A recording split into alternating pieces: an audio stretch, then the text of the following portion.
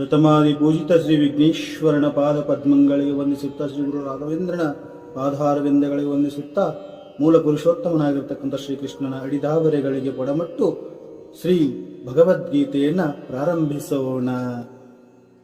ನಿನ್ನೆಯ ಸಂಚಿಕೆಯಲ್ಲಿ 6ನೆಯ ಶ್ಲೋಕದ ಬಗ್ಗೆ ನಾವು ನೋಡಿದ್ದೀವಿ.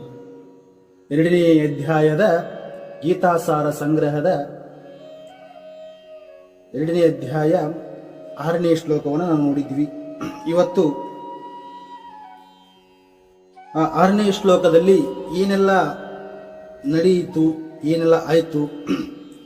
ಯುದ್ಧ ಮಾಡುವುದು ಕ್ಷತ್ರಿಯನ ಕರ್ತವ್ಯವಾದರೂ ಯುದ್ಧ ಮಾಡಿ ಅನಗತ್ಯವಾದ ಹಿಂಸೆಯ ಸಾಧ್ಯತೆಗೆ ಎಡೆ ಕೊಡಬೇಕೇ ಅಥವಾ ಯುದ್ಧ ಮಾಡದೆ ಭಿಕ್ಷೆ ಬೇಡಿ ಬದುಕಬೇಕೇ ಎಂದು ಅರ್ಜುನನಿಗೆ ತಿಳಿಯದಾಯಿತು.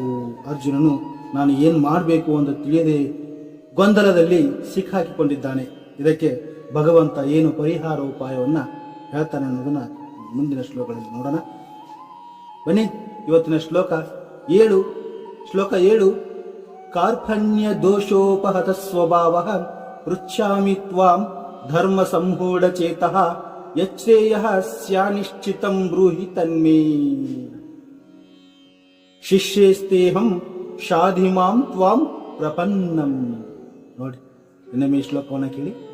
ಕಾರ್ಪಣ್ಯ ದೋಷೋಪಹತ ಸ್ವಭಾವ ಪೃಚ್ಛಾಮಿ ತ್ವಾಂ ಧರ್ಮ ಸಂಮೂಢ ಚೇತಃ. ಕಾರ್ಪಣ್ಯ ದೋಷೋಪಹತ ಸ್ವಭಾವ ಪೃಚ್ಛಾಮಿ ತ್ವಾಂ ಧರ್ಮ ಸಂಮೂಢ ಚೇತಃ ಯಚ್ಛ್ರೇಯ ಸ್ಯಾನಿಶ್ಚಿತಂ ಬ್ರೂಹಿ ತನ್ಮೇ ಶಿಷ್ಯೇಸ್ತೇಹಂ ಶಾಧಿಮಾಂ ತ್ವಾಂ ಪ್ರಪನ್ನಂ.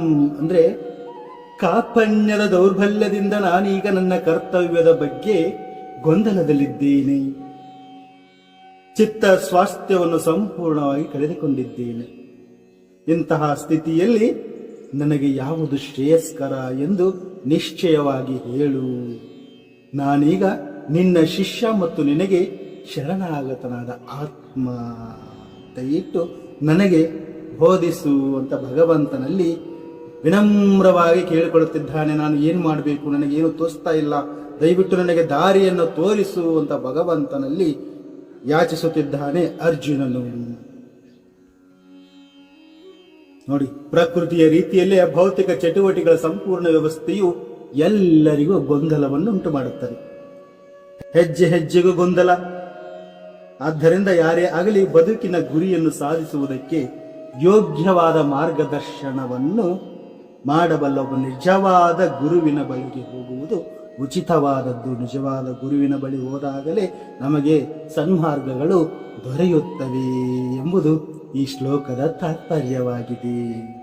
ಮುಂದಿನ ಶ್ಲೋಕ ನಹಿ ಪ್ರಪಶ್ಯಾಮಿ ಮಾಮಪನುದ್ಯಾದ್ ಯಚ್ಚೋಕಮುಚ್ಚೋಷಣಮಿಂದ್ರಿಯಾಣಾಂ ಅವಾಪ್ಯ ಭೂಮವಸಪತ್ನಮೃದ್ಧಂ ರಾಜ್ಯಂ ಸುರಾನಾಮಪಿ ಚಾಧಿಪತ್ಯಂ. ನನ್ನ ಇಂದ್ರಿಯಗಳನ್ನು ಒಣಗಿಸುತ್ತಿರುವ ಈ ದುಃಖವನ್ನು ಹೊಡೆದೋಡಿಸಲು ನನಗೆ ಮಾರ್ಗವೇ ಕಾಣುತ್ತಿಲ್ಲ. ಭೂಮಿಯಲ್ಲಿ ಸಮೃದ್ಧವಾದ ಸಾಟಿಯೇ ಇಲ್ಲದ ರಾಜ್ಯವನ್ನು ಗೆದ್ದುಕೊಂಡರು ಮತ್ತು ಸ್ವರ್ಗದಲ್ಲಿರುವ ದೇವತೆಗಳ ಪ್ರಭುತ್ವದಂತಹ ಪ್ರಭುತ್ವವನ್ನು ಪಡೆದುಕೊಂಡರು ನಾನು ಈ ದುಃಖವನ್ನು ಹೋಗಲಾಡಿಸಿಕೊಳ್ಳಲಾರೆ.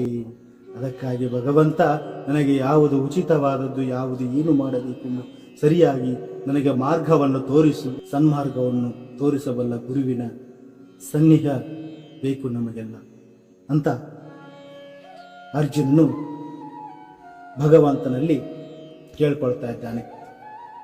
ದಯವಿಟ್ಟು ನನಗೆ ಯಾವುದು ದಾರಿ ಸೂಕ್ತವಾದದ್ದು ತೋರಿಸು ಭಗವಂತ ಅಂತ ಕೇಳ್ಕೊಳ್ತಾ ಇದ್ದೇನೆ. ಅದಕ್ಕಾಗಿ ಪ್ರತಿಯೊಬ್ಬರಿಗೂ ಸನ್ಮಾರ್ಗವನ್ನು ತೋರಿಸಬಲ್ಲ ಗುರು ಬೇಕು. ಆ ಗುರು ಸರಿಯಾದ ಗುರಿಯೆಡೆಗೆ ನಡೆಸುತ್ತಾನೆ. ಆ ಗುರುನೇ ಇಲ್ಲದೆ ಹೋದರೆ ಯಾವುದೇ ಗುರಿ ನಾವು ಇಟ್ಟುಕೊಂಡ್ರೂ ಆ ಗುರಿ ತಲುಪುವುದು ಕಷ್ಟಕರ. ಭಗವದ್ಗೀತೆ ಭಗವಂತನು ಅರ್ಜುನನ ಮುಖೇನ ಇಡೀ ಜಗತ್ತಿಗೆ ಜನರ ಗೊಂದಲಗಳಿಗೆ ಪರಿಹಾರವನ್ನು ತೋರಿಸುವುದಕ್ಕಾಗಿ ಭಗವಂತನು ಅರ್ಜುನನ ಮುಖೇನ ಭಗವದ್ಗೀತೆಯನ್ನು ಹೇಳಿದ. ಭಗವದ್ಗೀತೆ ಸಾಮಾನ್ಯವಾದದ್ದಲ್ಲ. ನೀವು ಪಾಪವನ್ನು ಕಳೆದುಕೊಳ್ಳಲು ಗಂಗೆಯಲ್ಲಿ ಮೀಳ್ತೀರ. ಆ ಗಂಗೆಯಷ್ಟು ಪವಿತ್ರವಾದ ಗಂಗೆಯು ಭಗವಂತನ ಪಾದದಿಂದ ಹರಿದಿರುವಾಗ, ಆ ಭಗವಂತನ ಪಾದದಿಂದ ಹರಿದರೆ ಗಂಗೆನೇ ಅಷ್ಟು ಪುಣ್ಯಪ್ರದವಾಗಿರುವಾಗ, ಭಗವಂತನ ಬಾಯಿಂದ ಬಂದಿರತಕ್ಕಂಥ ಅಮೃತ ಸದೃಶವಾಣಿ ಭಗವದ್ಗೀತೆ ಇನ್ನು ಎಷ್ಟು ಪಾಪವನ್ನು ಕಳೆಯುತ್ತದೆ.